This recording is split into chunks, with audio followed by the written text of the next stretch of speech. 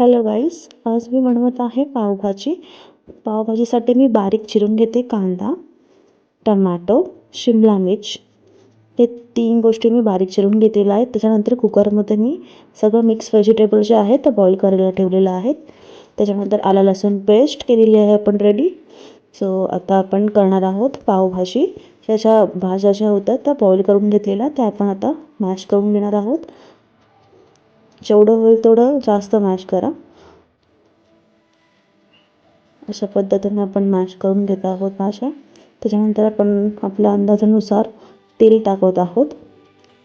तूपही add केलेलं आहे.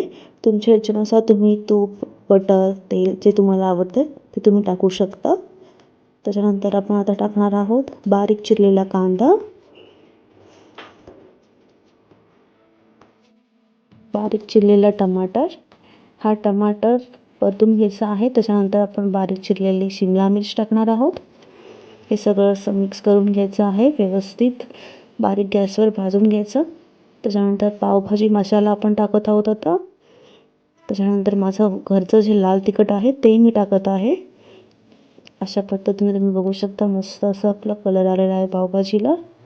ह्या सगळ्याच्या बॉईल केलेलं मिक्स व्हेजिटेबल होतं ते टाकलेलं आहे. अशा पद्धतीने आपली पावभाजी रेडी झालेली आहे.